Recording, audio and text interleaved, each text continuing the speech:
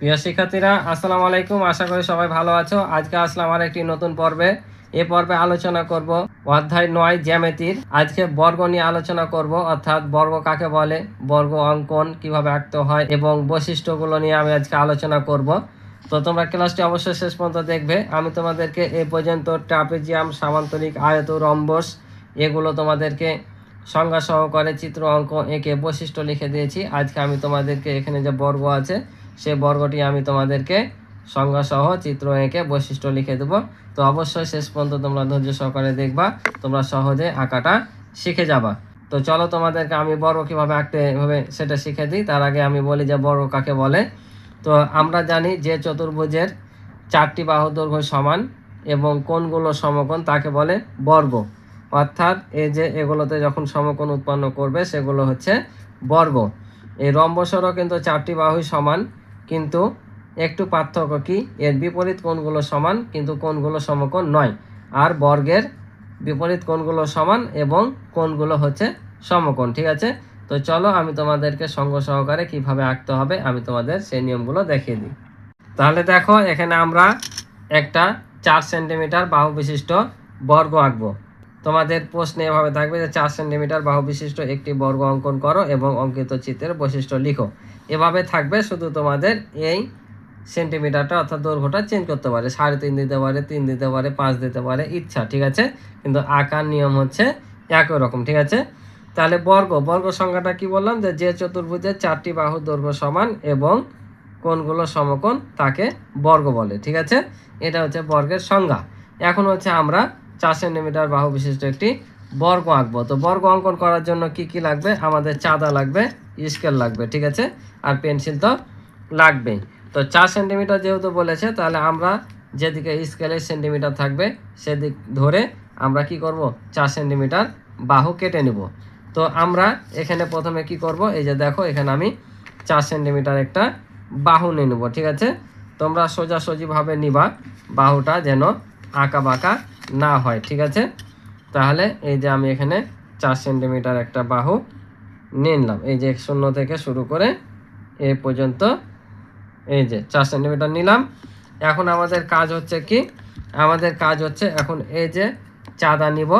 চাঁদার সাহায্যে আমরা এই মাথাতে এই যে চাঁদার এই যে বিন্দু দেখতে পাচ্ছ যে একটা প্লাস আকার ধারণ করেছে, এক একটা চাঁদায় কিন্তু এক এক রকম থাকবে, কারো বিন্দু থাকতে পারে, কারো দাগ থাকতে পারে, এক একটা একরকম। তো তোমরা এই বিন্দুটা মিলাবা এই দাগের সাথে, অর্থাৎ বিন্দুর শেষ প্রান্ত বিন্দু থেকে, আর এই দাগের সাথে এই যে দাগটা আমরা টেনেছি সেটা মিলাবা। ঠিক আছে, আর সংজ্ঞাতে আমরা কি বলেছি, সংজ্ঞাতে আমরা বলেছি এটা কি কোণ উৎপন্ন করবে, সমকোণ।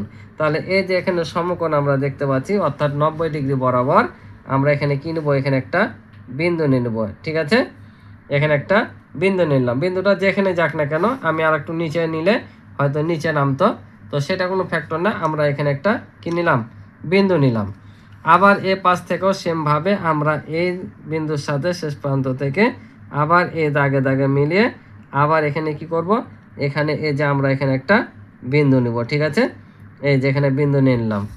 এখন আমরা কি করব, এখন এখান থেকে 4 সেন্টিমিটার আমরা কেটে নিব। ঠিক আছে, তাহলে এই যে এই বিন্দুটার সাথে যেটা আমরা পেয়েছি এটা এইদিকে কি করব, 4 সেন্টিমিটার এই যে শূন্যর সাথে মিলিয়ে এখানে সুন্দর করে মিলিয়ে এটার সাথে মিলিয়ে এই যে 4 সেন্টিমিটার আমরা কি করব, এখানে কেটে নিব। ঠিক আছে, কেটে নিলাম।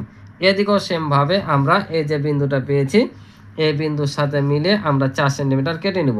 তো তোমরা 4 সেন্টিমিটার যেখান থেকে খুশি নিতে পারো। আমি এই 6টাকে আমি এখানে শূন্য বিবেচনা করলাম, এটা দাগ মিলিয়ে। তাহলে এটা যদি শূন্য হয় তাহলে 1 2 3 4। ঠিক আছে, আমি 6টাকে শূন্য বিবেচনা করে নিলাম, তাহলে 1 2 3 4 হলো।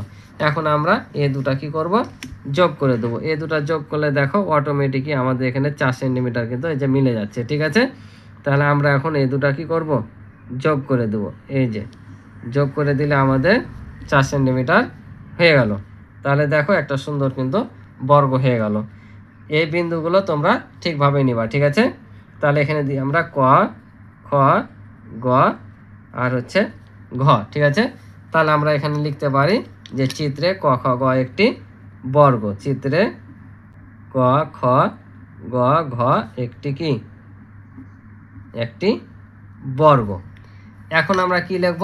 অঙ্কিত চিত্রের বৈশিষ্ট্যগুলো লিখব। ঠিক আছে, তাহলে দেখো আমি অঙ্কিত চিত্রের বৈশিষ্ট্যগুলো লিখে দিলাম যে বর্গের 4 বাহুর দৈর্ঘ্য সমান, অর্থাৎ 4টি বাহুর দৈর্ঘ্য সমান। দেখতে তো পাচ্ছ সংজ্ঞাতে লিখেছি যে 4টি বাহুর দৈর্ঘ্য সমান হবে।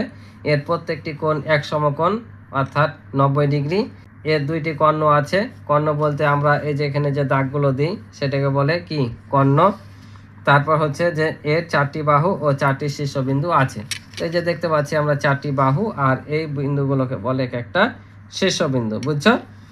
তাহলে এভাবে আমি 4টা লিখে দিলাম। তোমাদের পরীক্ষায় 3টা লিখতে হয়, আর উল্লেখ করে যদি দেয় যতগুলো বলবে ততগুলো লিখবা। এখানে কিন্তু আরও বৈশিষ্ট্য লেখা যাবে যে এর 4টি কোণের সমষ্টি হচ্ছে 360 ডিগ্রি, আবার বিপরীত বাহুগুলো সমান্তরাল। এভাবে কিন্তু আরও লেখা যায়। ঠিক আছে, তো আশা করি তোমরা জ্যামিতিটা আঁকতে এখন পারবা এবং বৈশিষ্ট্যগুলো মুখস্থ করে নিবা। তো আজকে এ পর্যন্ত ছিল এই পর্বের অঙ্ক। ক্লাসটি যদি ভালো লাগে অবশ্যই চ্যানেলটি সাবস্ক্রাইব করে আমার পাশে থাকবে, এবং ভিডিও ভালো লাগলে অবশ্যই ভিডিওতে একটি লাইক করে দিবে। আর এই পর্যন্ত যারা আমার চ্যানেলটি সাবস্ক্রাইব করেছো তাদের অসংখ্য ধন্যবাদ। তো দেখা হবে পরবর্তী নতুন পর্বে। আল্লাহ হাফিজ।